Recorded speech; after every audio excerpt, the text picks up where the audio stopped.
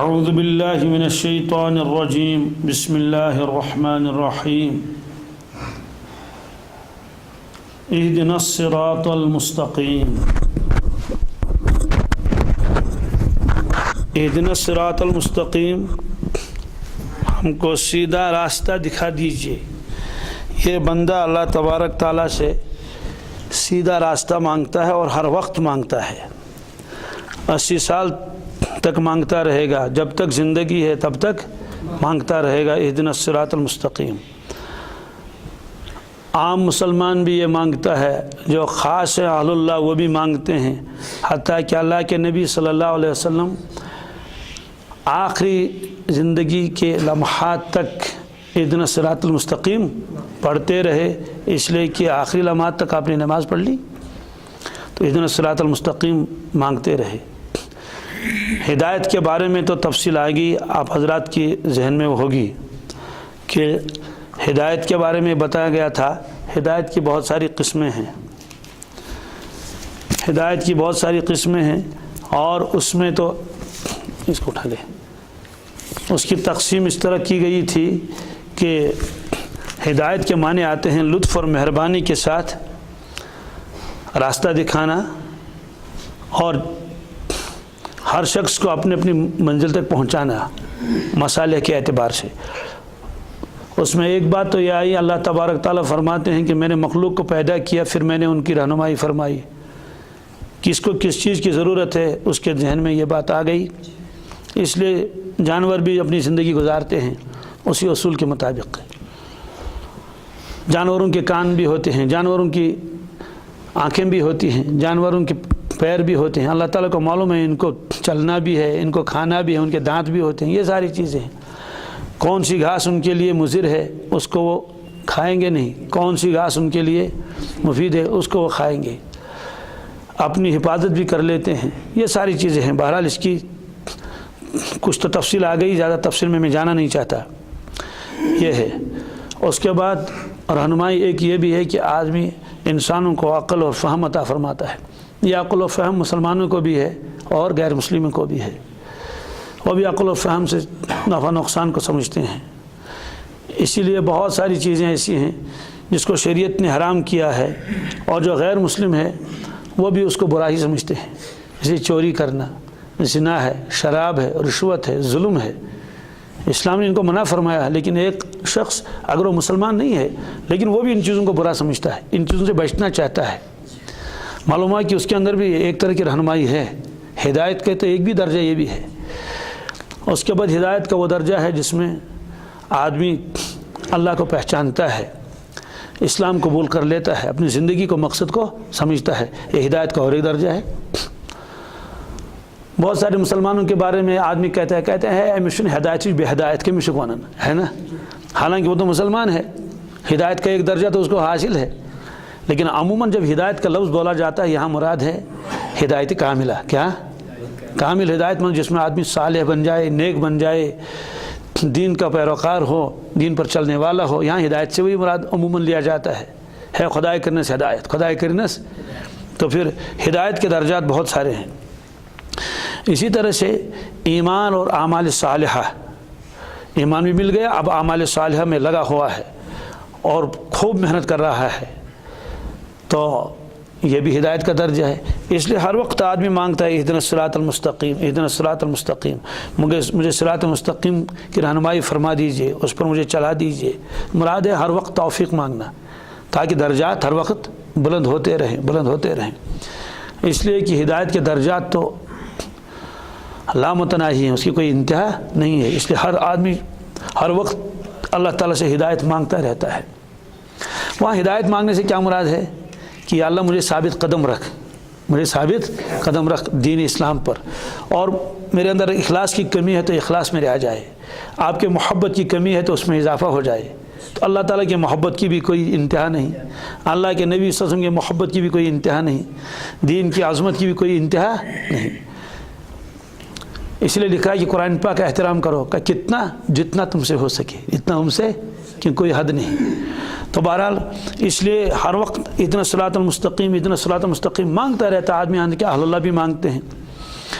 اہدنا الصراط المستقیم پھر اللہ تبارک تعالیٰ ایسا درجہ بندوں کو عطا فرماتے ہیں گویا کہ تمام صفات کی معرفت اس کو حاصل ہو گئی. اللہ غفار کیسے ہے، اللہ رزاق کیسے، اس کا یقین آ جاتا ہے. اور بعض حضرات نے یہ بھی فرمایا کہ ہر اللہ کے نام مبارک میں نور ہے. کیا ہے؟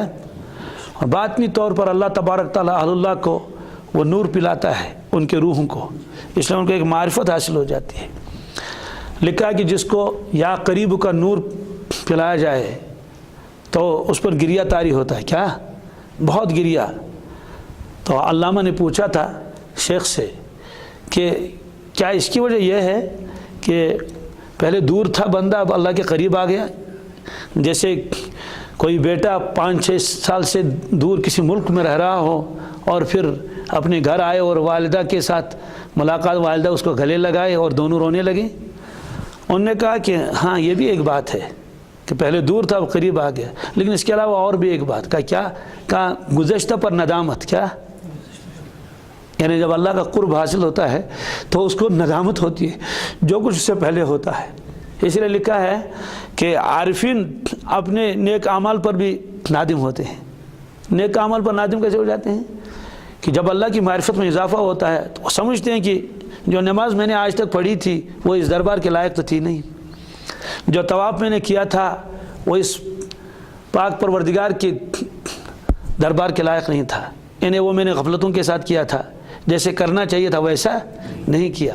اس طرح سے ہر وقت چونکہ معرفت کی کوئی انتہا نہیں ہے، اس وجہ سے عارف بھی ہر وقت اپنے گزشتہ نیکیوں کو بھی ایک طرح کی بےدبی تصور کر لیتا ہے. حالانکہ اپنے اعتبار سے تو وہ نیک اعمال ہوتے ہیں، اس وقت کے اعتبار سے معرفت بڑھ جاتی ہے تو گزشتہ پر ندامت ہوتی ہے. اس کی میں ایک مثال عرض کر دیتا ہوں تب جا کے بات واضح ہو جائے گی.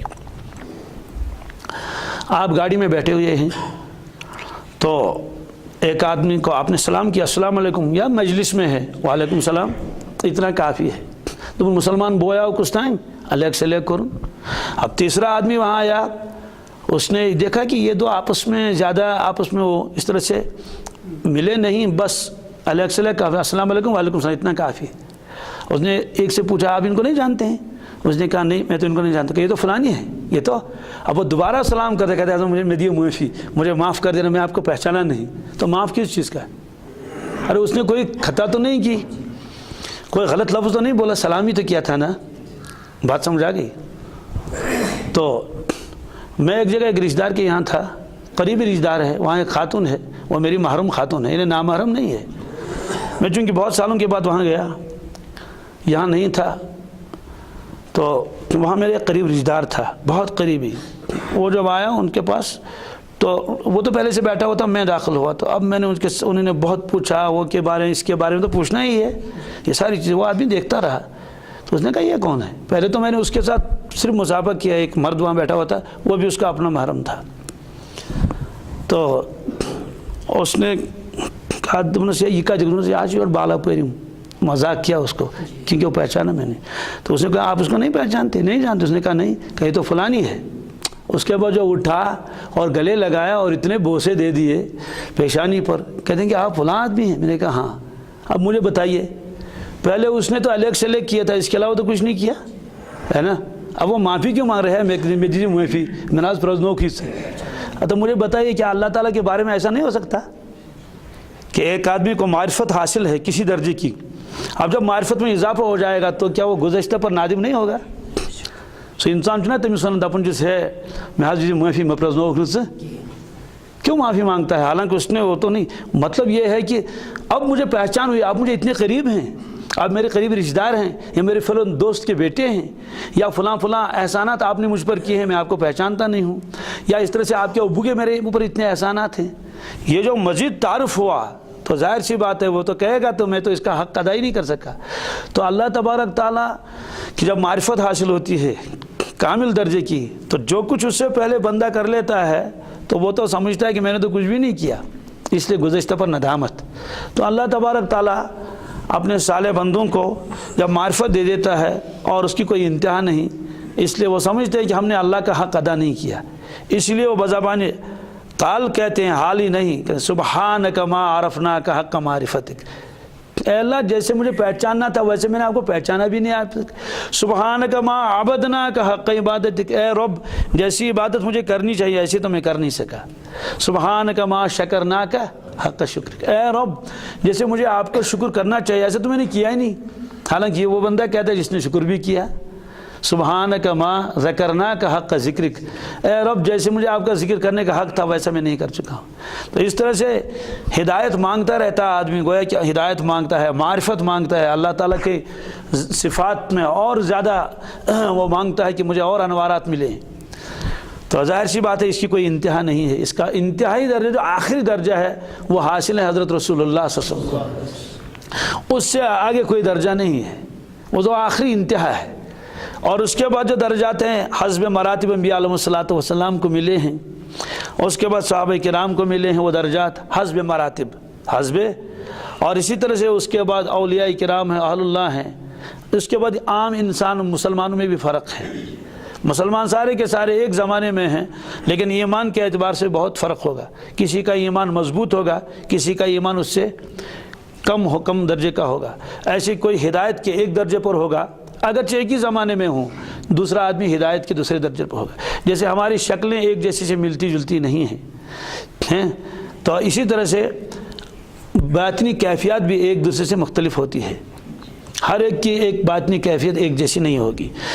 تو بہرحال یہ فرمایا کہ ہدایت کا کوئی انتہا نہیں، اور یہ قرآن پاک سے ثابت ہے۔ اللہ تعالیٰ فرماتے ہیں والذین اہتدوا زادہم ہدا، والذین اہتدوا زادہم ہدا وآتاہم تقواہم، جو لوگ ہدایت پر ہیں زادہم ہدا، اللہ تعالیٰ ان کی ہدایت کو اور اضافہ کر دیتا ہے، تو معلوم ہوا کہ ہدایت میں اضافہ ہوتا ہے۔ وآتاہم تقواہم، اور اللہ تعالیٰ ان کو مزید تقوی عطا فرما دیتا ہے، یہ بھی قرآن پاک میں ہے۔ اسی طرح سے قرآن پاک میں ایک جگہ ہے وہ تو اصحاب کہف کے بارے میں ہے۔ اصحاب کہف تو آپ جانتے ہی ہیں، جب رسول اللہ صلی اللہ علیہ وسلم سے ان جوانوں کے بارے میں پوچھا گیا کہ وہ غار والے کون ہیں، کیا ہیں، ان کا واقعہ کیا ہے، اس پر اللہ تبارک تعالیٰ نے فرمایا نحن نقص علیک نبأہم بالحق، ہم ان کا حقیقی حال آپ کے سامنے بیان کر لیتے ہیں وہ جوان کون تھے۔ پھر اللہ تعالیٰ نے فرمایا انہم فتیۃ آمنوا بربہم، وہ تو ایک جماعت تھی، وہ ایک چند نوجوان تھے، آمنوا بربہم، وہ یقین لائے تھے اپنے رب پر۔ پھر کیا ہوا جب یقین لائے اپنے رب پر، اللہ تعالیٰ خود تعریفوں پر مجمع نہیں، وزدناہم ہدا، کیا، اور ہم نے ان کی ہدایت کو بہت زیادہ کیا تھا۔ معلوم ہے کہ تو پہلے تو ایمان والے ہیں لیکن ہدایت میں ہم نے ان کو کیا کر لیا، زیادہ کیا۔ تو معلوم یہ ہوا کہ ہدایت کی کوئی انتہا نہیں، اس لیے مرتے دم تک آدمی کو ہدایت مانگنی ہے، اہدنا الصراط المستقیم۔ تو بزرگوں کے یہاں اس کی دو قسمیں ہیں، ایک ہے سیر الی اللہ، کیا، سیر الی اللہ کے معنی آتے ہیں مخلوق سے نکل جانا اور متوجہ ہونا اللہ تبارک تعالیٰ کی طرف ظاہراً اور باطناً۔ اسی لیے سلسلہ نقشبندیہ میں ایک سبق آتا ہے، اس کو کہتے ہیں خلوت در انجمن، کیا، خلوت کے معنی آتے ہیں تنہا ہونا، انجمن کے معنی آتے ہیں محفل۔ ایک آدمی محفل میں ہے، لوگوں کے ساتھ باتیں بھی کرتا ہے لیکن اس کی کامل توجہ اپنے رب کی طرف ہے، ایک توجہ لگی ہوئی ہے تو وہ محفل میں لیکن گویا وہ کیا ہے، وہ خلوت میں ہے۔ یہ بات ہماری سمجھ میں نہیں آئے گی، میری بھی نہیں، آپ کی بھی نہیں، لیکن میں مثال عرض کر دیتا ہوں۔ ایک شخص ہے، اس کا ایک قیمتی سامان ایک جگہ رکھا ہوا ہے لیکن تالا وغیرہ اس میں نہیں ہے، وہ خود دوسری جگہ ہے، کام بھی کر رہا ہے لیکن اس کی ساری توجہ اس کی طرف ہے کہ وہ سامان ضائع نہ ہو جائے، کام بھی کر رہا ہے وہ لیکن ساری توجہ ادھر۔ چلیے دوسری مثال بتاتا ہوں، ایک آدمی کے والد صاحب بیمار ہیں ہسپتال میں، کس میں ہیں، ہسپتال میں شدید بیمار ہیں، وہاں اور بھی ایک دو آدمی ہیں، اب یہ گھر آ گیا کسی کام کے لیے، گھر سے چونٹ والن یا بیکا کام کر، مجھے بتائیے اس کو والد صاحب دن میں کتنی مرتبہ یاد آئیں گے؟ ہر وقت توجہ ادھر کی طرف لگی ہوئی ہے، ہر وقت اس کے ذہن میں ایک وہی ہے، بیڈ ہے، والد صاحب ہے، ون ایسے نمی راؤنڈس ڈاکٹر ون ایسے نظر دسمت اما پت کیا ونمت آج اس ٹیسٹ کرن، تو ہے تو وہ کہیں اور لیکن اس کی ساری توجہ والد صاحب کی طرف لگی ہوئی ہے نا۔ تو جب والد صاحب کی طرف ایسی توجہ ہے تو یہ بتائیے والد کی معرفت ہے نا، والد کو پہچانتا ہے، یہ میرے والد صاحب ہیں، اس نے مجھے پالا ہے، اس کا میرے پر حق ہے۔ تو جس کو اللہ کی معرفت حاصل ہو، بتائیے اگر وہ دکانداری کرتا ہو کہ اللہ کا دھیان اس کو ہوگا نہیں ہوگا؟ والد صاحب سے زیادہ ہوگا نہیں ہوگا؟ تو اس کو کہتے ہیں خلوت در انجمن، کہ ایک آدمی انجمن میں ہے، محفل میں ہے، دنیا کے کاموں میں ہے، لیکن اس کی توجہ وہ گویا تنہائی میں تو اور کوئی ہوتا ہی نہیں۔ تو یہ فرمایا، اس کو سیر اللہ کہتے ہیں۔ کیا؟ اور پھر جب اللہ تبارک تعالیٰ کسی کو واقعی معرفت عطا فرماتے ہیں، بہت اونچا درجہ، جیسے اہل اللہ اور صدیقین، اس کو سیر فی اللہ کہتے ہیں۔ کیا؟ سیر فی اللہ اس کو کہتے ہیں۔ کامل توجہ اس کی طرف رہتی ہے، اور یہ احادیث سے ثابت ہے، یہ احادیث سے ثابت ہے کہ اللہ کے نبی صلی اللہ علیہ وسلم کے اوپر بعض مرتبہ ایسی کیفیت طاری ہوتی تھی، آپ بہت سارے لوگوں کو پہچانتے نہیں تھے۔ ایک کیفیت طاری ہوتی تھی تھوڑی دیر کے لیے، خود وحی کے موقع پر بھی ایسا ہے، وحی کے موقع پر آپ بالکل منقطع ہوتے تھے مخلوق سے۔ حارث بن ہشام نے عرض کیا، کیف یاتیک الوحی، آپ کے اوپر وحی کیسے آتی ہے؟ آپ نے فرمایا، احیانا یاتنی مثل سلسلۃ الجرس، جیسے گھنٹی کی آواز ہے ایسی آواز مجھے محسوس ہوتی ہے۔ ظاہر سی بات ہے، ایک آدمی کوئی بات سن لے تو پسینہ آنے کا تو سوال ہی نہیں، لیکن اللہ کے نبی صلی اللہ علیہ وسلم کے اوپر اتنے پسینے ہوتے تھے، اللہ اکبر، سارا بدن مبارک پسینہ پسینہ ہو جاتا تھا۔ وہ وحی کا بوجھ تھا، اور وہ وحی آپ گوش مبارک سے نہیں سنتے تھے، یہ قرآن پاک میں ہے، وہ وحی مبارک آپ سنتے تھے اپنے دل مبارک سے۔ تو بہرحال یہ گہرا موضوع بھی ہے اور لمبا بھی ہے، اس کو میں چھوڑ دیتا ہوں، اس لیے کہ جتنی اس گہرائی میں چلے جائیں گے تو ظاہر سی بات ہے زیادہ اونچی بات اور گہری بات جو ہماری سمجھ میں بھی نہ آئے تو اس کو بتانا بھی مناسب نہیں، جب میں ہی خود نہیں سمجھتا ہوں سیر فی اللہ کسے کہتے ہیں، لیکن بزرگوں نے لکھا ہے، تفاسیر میں لکھا ہے، اور ایسے واقعات بہت سارے ہیں۔ تو گویا کہ یہ معرفت ایک سمندر ہے۔ کیا ہے؟ سمندر میں ڈبکی لگائی، ٹھیک ہے، چھوٹا سا دریا ہوگا، حوض ہوگا، پھر بھی کنارہ مل جائے گا، لیکن سمندر کے اندر کہاں کنارہ اسے ملے؟ وہ چلتا رہے گا۔ سمندر کا تو کنارہ پھر بھی ممکن ہے مل جائے، لیکن معرفت کا سمندر ایسا سمندر ہے کہ ساری زندگی گزر جائے اور کنارہ کہیں نہیں۔ اسی لیے لکھا ہے کہ اہدنا الصراط المستقیم، آدمی مانگتا رہتا ہے، درجات بلند ہوتے رہتے ہیں یہاں تک کہ انتقال ہو جاتا ہے۔ تو جس درجے پر انتقال ہو جائے گا اسی مقام پر اس کی روح کو رکھ دیا جائے گا، جس درجے پر انتقال ہو جائے گا اس مقام۔ اس لیے صحابہ کرام کا کوئی مقابلہ نہیں کر سکتا۔ کیوں؟ اس لیے کہ ان کو جیسی معرفت حاصل تھی اللہ کے نبی صلی اللہ علیہ وسلم کی اور اللہ تبارک تعالیٰ کی، ایسی معرفت تو بعد میں کسی کو حاصل نہیں ہو سکتی، ایسا اللہ کا دھیان اور قرب۔ تو اس وجہ سے صحابہ کرام تو امت میں سب سے اونچے درجے کے پر رہیں گے، اور حضرت ابوبکر صدیق کا درجہ پہلا ہے، اور یہ تمام نبیوں کے بعد، انبیاء علیہ السلام کے بعد پہلا درجہ حضرت ابوبکر صدیق کا۔ اس درجے تک کوئی نہیں پہنچ سکتا۔ کیوں؟ اس لیے کہ معرفت اسی درجے کی تھی، معرفت اسی درجے کی تھی، اور حضرت کا جب وصال ہوا تو جس معرفت کے مقام پر آپ پہنچ چکے تھے وہ درجہ حضرت کو ملا۔ اسی لیے اللہ کے نبی صلی اللہ علیہ وسلم نے زبردست ترغیب دی اعمال کی، اور یہ فرمایا ما من احد یموت الا ندم، جس آدمی کا انتقال ہو جاتا ہے انتقال کے بعد اس کو افسوس ہوتا ہے۔ افسوس کس چیز کا ہوتا ہے؟ صحابہ کرام نے عرض کیا کہ وما ندامت یا رسول اللہ صلی اللہ علیہ وسلم، ندامت کس چیز کی؟ فرمایا ان کان محسنا ندیما اللہ یکون ازداد، اگر مرنے والا نیکوکار ہے، صالح ہے، افسوس اس چیز کا ہوتا ہے کہ میں نے اور کیوں نہیں کیا، میں اور کر لیتا۔ وان کان مسیئا ندیما اللہ یکون نازع، اگر وہ گناہگار تھا تو اس کو اس پر افسوس ہوتا ہے کہ میں نے توبہ کیوں نہیں کی، توبہ کیا اس کروں میں۔ اس کی وجہ کیا ہے؟ اس کی وجہ ہے برزخ میں جانے کے بعد آدمی کو پتہ چلتا ہے کہ یہ میرا مقام ہے، چاہے وہ نیک صالح کیوں نہ ہو، اور وہ دیکھتا ہے اس مقام کے اوپر تو کروڑوں مقامات ہیں، اور وہ دیکھتا ہے کہ اپنے زمانے کے بعض حضرات ایسے ہیں جو ان سے بہت اونچے ہیں، تو پھر اس کو یہ ہمیشہ یہ افسوس رہتا رہے گا کہ میں یہاں کیوں رہا، میں آگے کیوں نہیں گیا۔ اب آگے جانے کا کوئی موقع نہیں ہے، اس لیے کہ وہی درجہ دیا جائے گا برزخ میں جو درجہ اس کو اپنے اعمال کی وجہ سے مل چکا ہے۔ اب رہا ایصال ثواب وغیرہ، اس سے تو انوارات وغیرہ تو مل جاتے ہیں، لیکن ظاہر سی بات ہے اپنے اعمال سے جو اس کو ملے گا وہ دوسروں کے ساتھ ملنے والا جو خود اس نے کیا ہے، اپنا تو بہرحال اپنا ہی ہوتا ہے۔ اس لیے اس موقع پر پریشانی یہ ہوگی کہ اپنے گاؤں کے، اپنے بستی کے، اپنے زمانے کے، اپنے علاقے کے لوگوں کو جب دیکھتا ہے کہ یہ بھی تو میرا ہی ساتھی تھا اتنا اونچا، تو اس وقت افسوس ہوگا۔ क्यों? क्योंकि उसने कुछ वक्त ज़ाया किया होता है, इस वजह से उसका अफसोस होगा।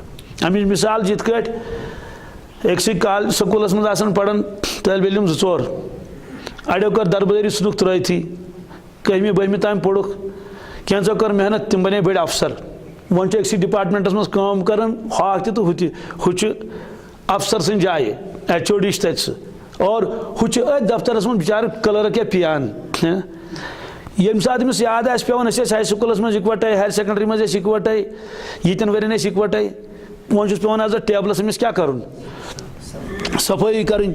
बताइए साहब, बताइए सच बताइए, उसके दिल पर क्या गुजरेगी? गुजरेगी नहीं गुजरेगी?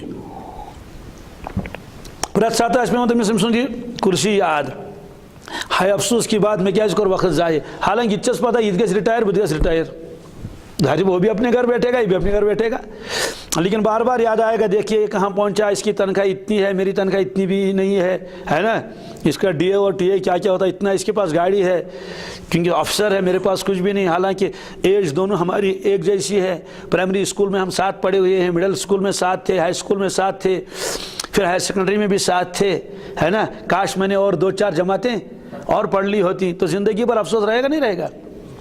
अब मुझे बताइए जब 2 मुसलमान दुनिया से गुजर जाएंगे और फिर वो पहुंच जाएंगे बरज़ख में और दोनों साथी होंगे, देखेगा ओ ये साथी कहाँ पहुंचा है, अल्लाह अकबर, तो उसको अफसोस नहीं होगा? हालांकि दुनिया की नौकरी तो आर्जी नौकरी है, दुनिया का ओहदा तो आर्जी ओहदा है, आज है कल नहीं है, मामला ख़त्म, लेकिन फिर भी ज़िंदगी पर उसको अफसोस रहेगा। और ऐसा से कम तरीके से पढ़नी जाए, शायद सुमा करना ट्रांसफ़र तमें दफ्तर मज दे यह मे बर्दाश्त गसन कम अज कम क्या मे क्लास फेलो रूदमुत तो बह कर अमिस टेबलस क्या सफाई, लेकिन वन तुल लेजर अमिस ब्रो कन, बाज़ मरतबा ऐसा भी हुआ। तो दुनिया में भी आदमी फिर पछताता है कि मैंने वक्त ज़ाया क्यों किया, तो मरने के बाद आदमी पछताएगा नहीं पछताएगा? इसलिए फरमाया कि एक समंदर है उसकी कोई इंतहा नहीं, इसलिए हर वक्त इदना सिरातल मुस्तकीम इदना सिरातल मुस्तकीम लाजिम करार दिया गया कि किस में पढ़ ले, नमाज के अंदर पढ़ ली। अब जब आदमी बहुत इबादत कर लेता उसको क्या मिलता है? बस ये एक हदीस पाक है, ये इमाम बुखारी अलैहिर्रहमत ने इसको नकल किया है जिल्द सानी में। इस रिवायत को मैं आप हजरात के सामने पढ़ लेता हूँ, बहुत इसमें वजाहत करने की ज़रूरत नहीं है, बस इसका तर्जमा काफ़ी है, लेकिन है बहुत अजीब व गरीब रिवायत। अल्लाह अकबर।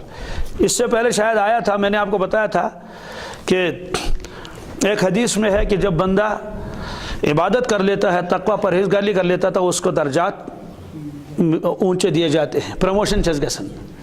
तो एक हदीस में है अल्लाह ताला जिब्रील अलैहिस्सलाम को बुला के लाते हैं कि जिब्राइल कहता है लब्बैक ए मेरे परवरदिगार, फ़लाँ बंदे से मैं मोहब्बत करता हूँ, तुम भी उससे मोहब्बत कर लो, फ़लाँ बंदे से मोहब्बत करना। तो फिर जिब्रील अलैहिस्सलाम आसमानों में ऐलान कर लेते हैं, फरिश्तों सुनो, फ़लाँ बंदा जो ज़मीन पर है, हालांकि वो ज़मीन पर है अभी, आमालों में लगा हुआ है, उससे अल्लाह तबारक ताला मोहब्बत करते हैं और मैं भी उससे मोहब्बत कर लेता हूँ, तुम भी उनसे मोहब्बत कर लो। तो आसमान वाले सारे के सारे उससे क्या करते हैं? मोहब्बत करते हैं।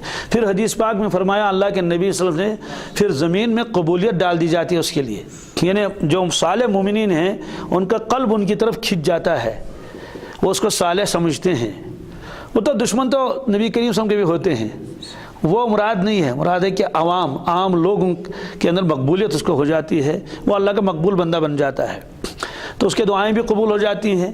तो ये हदीस पाक में है, अल्लाह ताला ख़ुद मोहब्बत करते हैं बंदों से। तो शेख मुहिद्दीन इब्न अरबी अलैहिर्रहमत ने भी लिखा है कि जब बंदा फ़राइज़ और सुन्नतों पर पाबंद होता है तो अल्लाह तबारक ताला एक ऐलान फरमाते हैं, उन्हें फरिश्तों देखो ये बंदा सुन्नतों पर अमल कर रहा है, फ़राइज़ की पाबंदी कर रहा है, इसलिए इसको तरक्की दे दी जाएगी। या अल्लाह क्या तरक्की? ये बंदा मेरा हो गया, ये बंदा, ये निस्बत बहुत बड़ी है। अल्लाह ताला फरमाए बंदा इश्का जब वो और नवाफिल की कसरत कर लेता है और आमाल कर लेता है, वक्त बिल्कुल ज़ाया नहीं करता है। नवाफिल में ज़्यादती का मतलब है कि अपनी तरफ से ज़्यादा करना, ये नमाज़ों में भी होता है, ये रोज़ों में होता है, ये हर चीज़ में होता है। नफल सदक़ात, नफल रोज़े, नफल नमाज, नफल हज, नफल उम्रे, दूसरी चीज़ सदक़ात, खैरात और ये सारी चीज़ें, ज़िक्र अज़कार, तो फिर तरक्की होती है। क्या तरक्की? देखिए फरिश्तों सुनो, इस आदमी को हमने तरक्की दे दी, इस मेरे बंदे को, अब क्या हुआ? कहने पहले तो ये मेरा हो गया था, अब मैं इसका बन गया। ये हदीस में है, मन कान लिल्लाह कान अल्लाहु लह, जो अल्लाह का हो गया अल्लाह उसका हो गया। अब ये रिवायत सुन लीजिए, ये रिवायत हज़रत अबू हुरैरा रज़ियल्लाहु ताला अन्हु से है, ये किताबुर रिक़ाक़ में है, सफ़ा नंबर 963 है, जिल्द सानी बुखारी शरीफ। फरमाते हैं क़ाल रसूलुल्लाह सल्लल्लाहु अलैहि वसल्लम, हज़रत रसूलुल्लाह सल्लल्लाहु अलैहि वसल्लम फरमाते हैं, इन्नल्लाह क़ाल, अल्लाह ताला फरमाते हैं, क्या? हज़रत रसूलुल्लाह से फरमाया, अल्लाह ताला फरमाते हैं, इसको हदीस कुदसी कहते हैं। क्या कहते हैं? हदीस कुदसी को माने गो कि रसूलुल्लाह सल्लल्लाहु अलैहि वसल्लम करें नस्बत तत् क़ौलस तत् कलामस के मिस्कुन रब्बुल आलमीन उसकुन, गोया अल्लाह ताला ये फरमाते हैं। तो अल्लाह ताला ने ये फरमाया रसूलुल्लाह सल्लल्लाहु अलैहि वसल्लम को, रसूलुल्लाह सल्लल्लाहु अलैहि वसल्लम ने फरमाया हमको, उम्मत को। क्या फरमाया अल्लाह ताला ने? इन्नल्लाह क़ाल, अल्लाह ताला फरमाते हैं, मन आदाली वलियन फ़क़द आज़नतुहु बिल हर्ब, ये अल्लाह ताला ने फरमाया, मन आदाली वलियन, जो शख्स मेरे किसी भी दोस्त के साथ दुश्मनी रखेगा, मन जो शख्स, आदा दुश्मनी रखेगा, ली वलियन, ये ली वलियन भी अजीब वरना होता वलियन ली, लेकिन ली को पहले लाए, मेरे दोस्त से जो आदमी दुश्मनी करेगा, दुश्मनी रखेगा, फ़क़द आज़नतुहु बिल हर्ब, मैं उसके साथ ऐलान जंग करता हूँ। बुश करने में से क्या? जंग का ऐलान। तो ऐलान जंग करने का मतलब यह है कि अब मैं उसको छोड़ूंगा नहीं, अब मैं उसको, तो जंग में क्या होता है? जंग में जो गालिब आता है ना, वो जो मगलूब होता है तो उसको तो कुछ भी बकाया नहीं रखता है। तो अल्लाह तबारक ताला के साथ कौन जंग करे और फिर कौन जीते हैं? इसका मतलब तो ये है, जो अहलुल्लाह के साथ बुग़्ज़ रखेगा, हसद रखेगा, दुश्मनी रखेगा, तो गोया कि वो अल्लाह तबारक ताला के उस ऐलान जंग को गोया उसको क्या कर लेता है, उसको दावत देता है। तो जाहिर सी बात है उसकी तो बर्बाद, दुनिया भी बर्बाद, उक़बा भी बर्बाद। इससे अहलुल्लाह और बुज़ुर्गों के बारे में अपनी ज़बान को बहुत मोहतात रखना चाहिए और उनसे मोहब्बत रखनी चाहिए। जब वो अल्लाह ताला के दोस्त हैं तो हमारे मोहतरम क्यों नहीं हो सकते? हमारे लिए तो वो मुक़द्दस और मोहतरम हैं। इसलिए ये फरमाया, एक आगे फरमाया, वमा तक़र्रबा इलैया अब्दी बिशैइन, अहब्बु भी पढ़ सकते हैं, अहब्बा भी पढ़ सकते हैं, माना दोनों के सही हैं क्योंकि ज़बर भी है पेश भी है।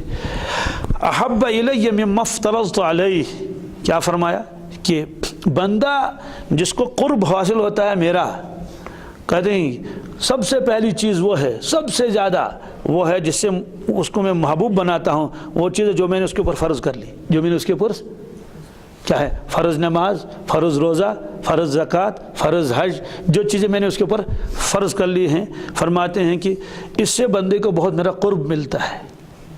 इसीलिए एक एक सुन्नत पर आदमी अमल कर लेगा, इतना क़ुर्ब मिलता है, अल्लाह अकबर।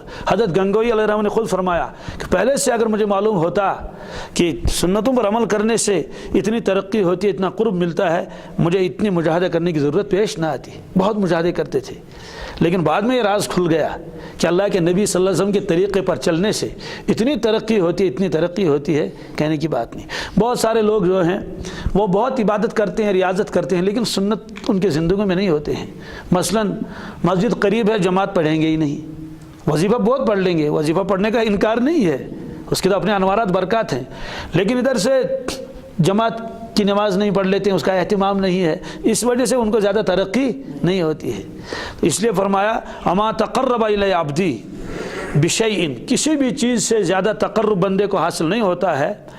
अहब्बु इलैया, वो चीज़ जो मुझे ज़्यादा महबूब है ये है, तो मिम्मा फ़्तरज़्तु अलैहि, वो वही चीज़ है जो मैंने उस पर फ़र्ज़ कर ली। वला यज़ालु अब्दी यतक़र्रबु इलैया, और बंदा मेरा क़ुर्ब हासिल करता रहता है, क़ुर्ब हासिल करता रहता है, बिन नवाफिल, किसके ज़रिए से, हत्ता अहब्बतुहु, यहाँ तक कि मैं उसको अपना महबूब बनाता हूँ, मैं उसको फ़कुन्तु समअहु अल्लज़ी यस्मअु बिही, तो फिर मैं उसका कान बनता हूँ जिससे वो सुनता है, व बसरहु अल्लज़ी युबसिरु बिही, फिर मैं उसकी आँख बनता हूँ जिसे वो देखता है, व यदहु अल्लती यब्तिशु बिहा, फिर मैं उसका हाथ बनता हूँ जिसे वो पकड़ता है, व रिजलहु अल्लती यमशी बिहा, फिर मैं उसका पैर बनता हूँ जिससे वो चलता है। व इन सालनी, اگر وہ مجھ سے درخواست کرے، مجھ سے مانگے، لَأُعْطِيَنَّهُ، میں ضرور اس کی درخواست کو قبول کر لوں گا، میں ضرور اس کو دے دوں گا۔ وَلَئِنِ اسْتَعَاذَنِي لَأُعِيذَنَّهُ، اگر وہ مجھ سے پناہ مانگے کسی چیز کے بارے میں، میں ضرور اس کو بچا لوں گا۔ وَمَا تَرَدَّدْتُ عَنْ شَيْءٍ أَنَا فَاعِلُهُ ترددی عن نفس المؤمن یکرہ الموت وانا اکرہ مساءته۔ یہ تو عجیب ٹکڑا ہے۔ فرماتے ہیں اللہ تعالیٰ